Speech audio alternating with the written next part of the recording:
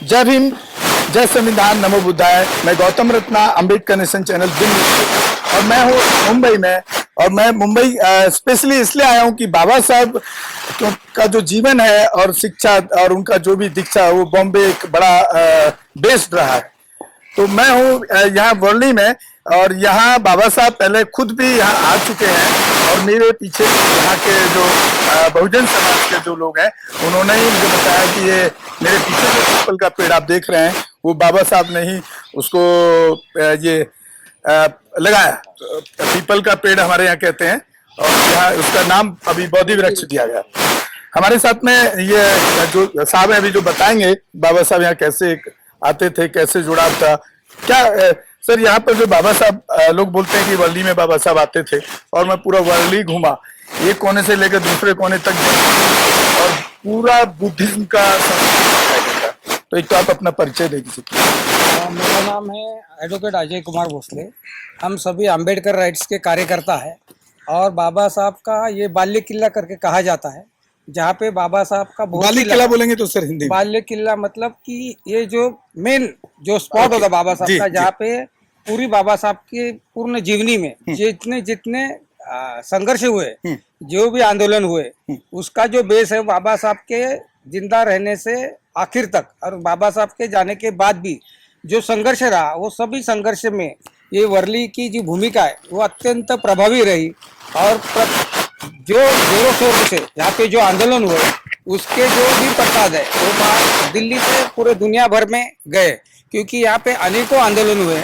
बाबा साहब के जीवनी में जो जिंदा थे तभी यहाँ पे बाबा साहब अम्बेडकर की जयंती मनाई गई थी। उनके उपस्थिति में जो बाबा साहब को यहाँ पे जो भी जनता है, बहुजन समाज के हैं, सभी जो समाज के लोग बाबा साहब को काफी मानते थे, और उन्होंने यहाँ पे बड़ा उत्सव बाबा साहब के जीवनी में उनके पहली बार यहाँ पे हुआ था। और बाबा साहब ने उसे तभी भी कहा था कि मेरी जयंती या जो भी है आपको नहीं करना चाहिए, मेरा जो आंदोलन है, मेरी जो शिक्षा है, जो भी शिक्षा है वो उसको आपको अमल में लाना है। और वो पूरे अमल में लाने की कोशिश यहाँ की जनता सालों साल से करती आई।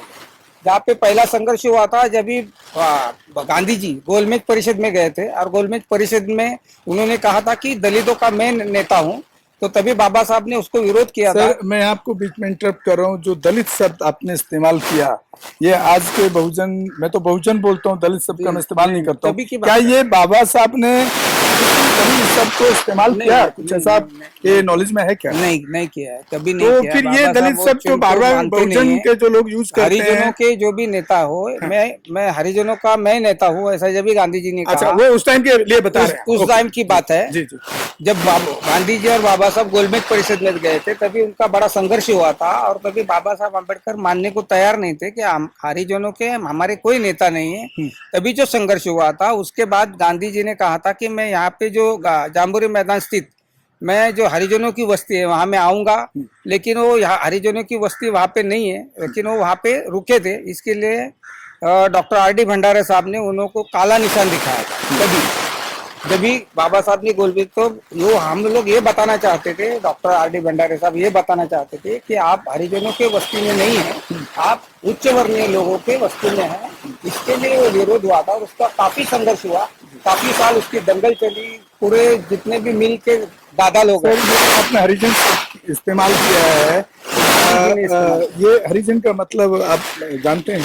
हरिजन का मतलब तभी गांधी जी ऐसा बताते कि ये भगवान के लोग हैं, मतलब हरि के लोग हैं। तो ये मैं यहाँ पर अपनी तरफ से एक बात राय रख रहा हूँ, अभी आपसे बात करेंगे कि जो हरिजन जो शब्द है वो हरि का मतलब होता है भगवान हिंदू धर्म के हिसाब से, जन का मतलब आदमी, यानी कि जो वंचित समाज था जिसको हम आज बहुजन कहते हैं, SC ST OBC माइनॉरिटी गिनते हैं, उसको गांधी ने भगवान का आदमी तो बताया।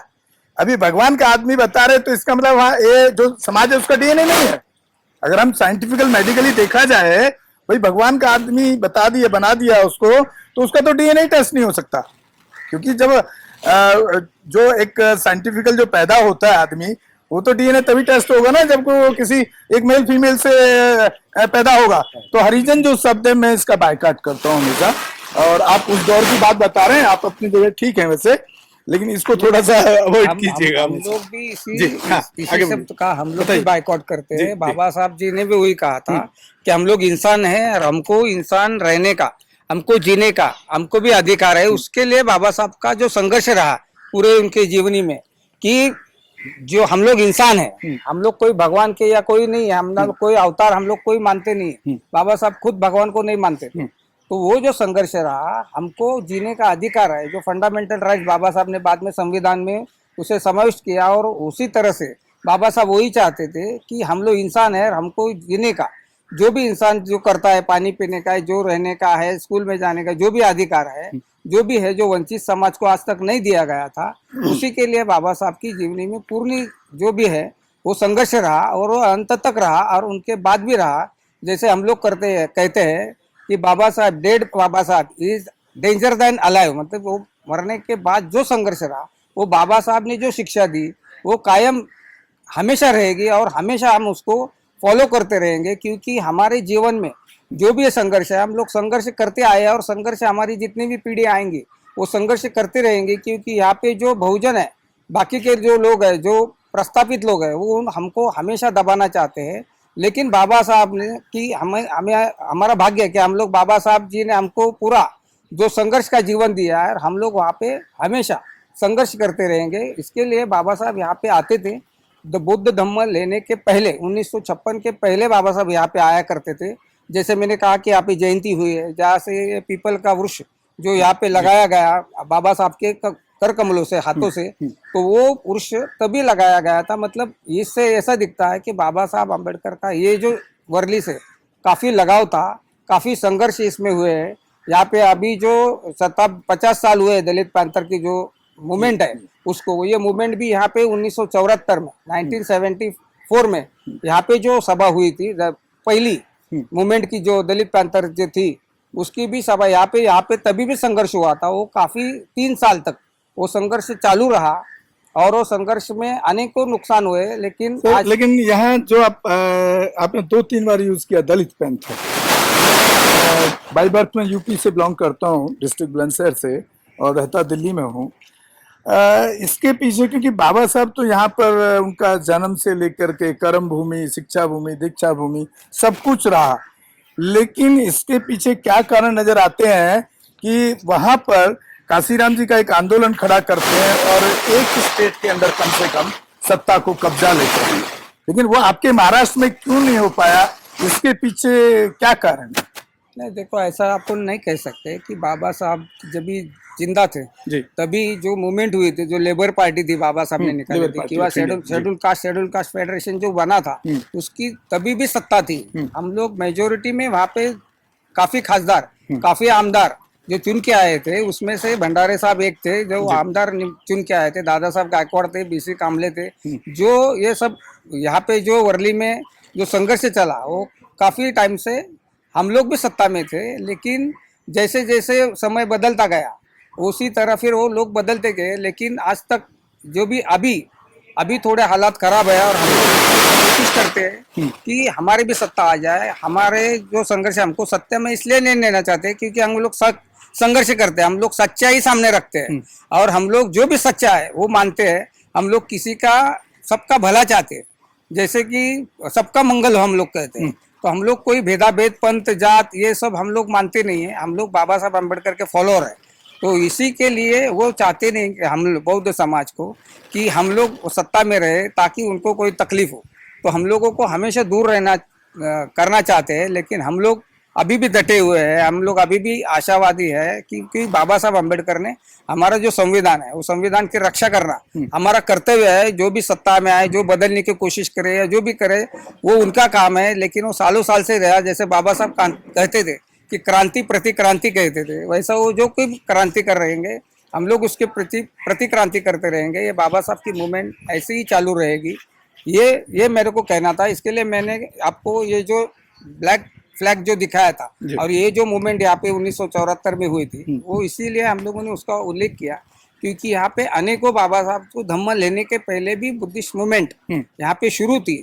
जैसे हमारे पिताजी भी थे मूवमेंट में, इनके आजूबा थे मूवमेंट में, सब जितने भी खड़े इनके सबके जो फादर्स है, 4 फादर्स है, वो सब ये संघर्ष में शामिल रहे हैं। और ये जो मूवमेंट है हम लोग जो चला रहे हैं, वो हमारे जो भी पीढ़ी ने हमको दिया है, जो वारसा दिया है, वो हम लोग उसको चला रहे हैं।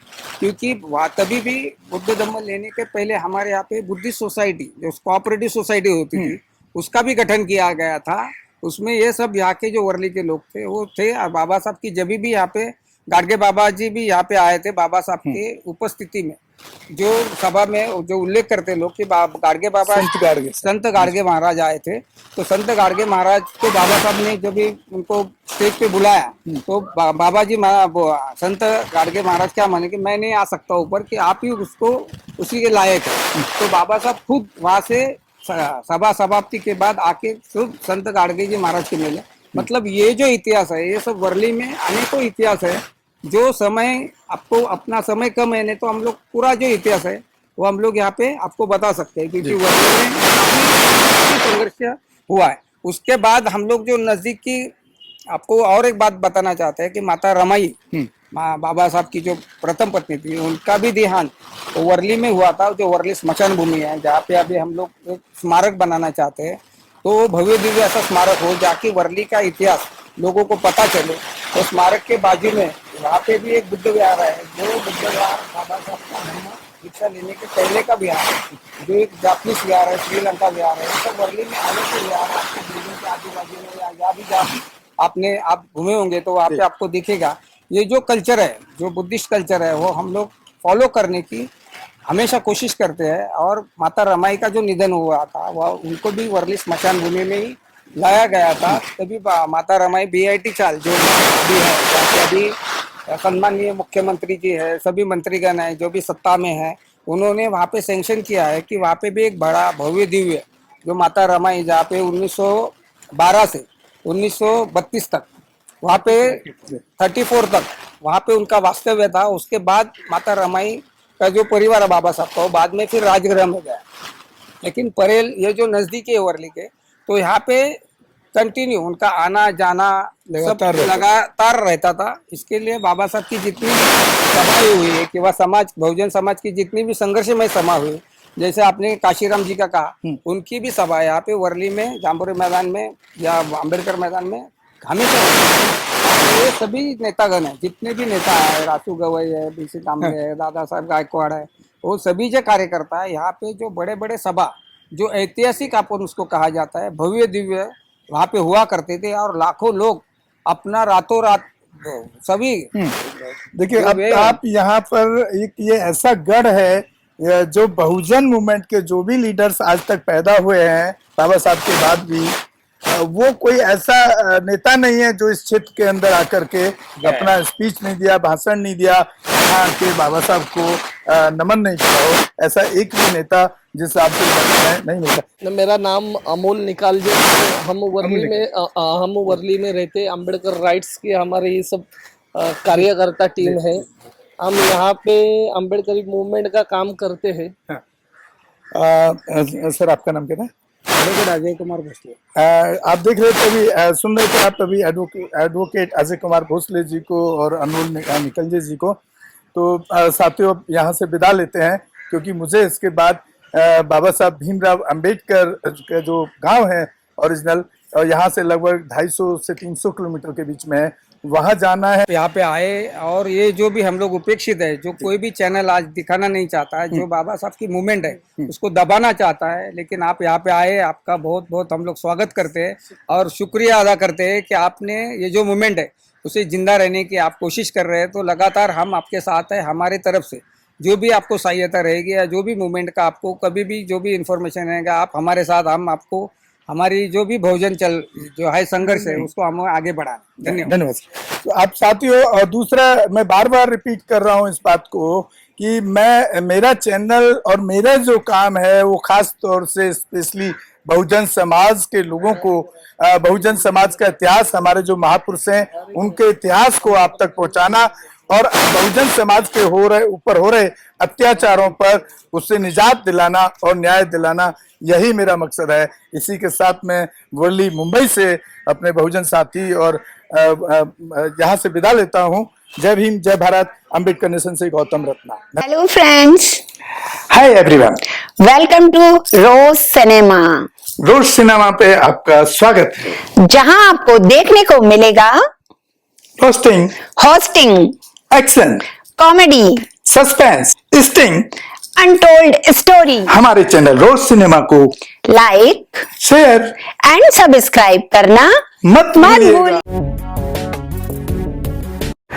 मैं गौतम रत्ना आपका बहुजन फिल्म प्रोडक्शन में स्वागत करता हूं और आप हमारे प्रोडक्शन हाउस के अंदर अपना कैरियर बना सकते हैं as a film director, as a producer and actor and actress and editor and cinematographer also. अगर आपको फिल्म से रिलेटेड कुछ भी प्रोजेक्ट आपको बनवाना है तो हमारे पास में पूरा सेटअप है, जिसमें फिल्म कैमरा है, शूटिंग लाइट्स है और एडिटिंग है। सारा A to Z एक ही जगह पर आपको हमारे यहाँ पर मिल जाएगा। तो दोस्तों आप हमें कांटेक्ट कर सकते हैं हमारे नंबर्स पर 9810085714 और 8510005714। हमारे वेबसाइट पे विजिट कर सकते हैं www.filmserviceindia.com और हमें मेल भी कर सकते हैं gautamfilmsproduction@gmail.com पर। धन्यवाद।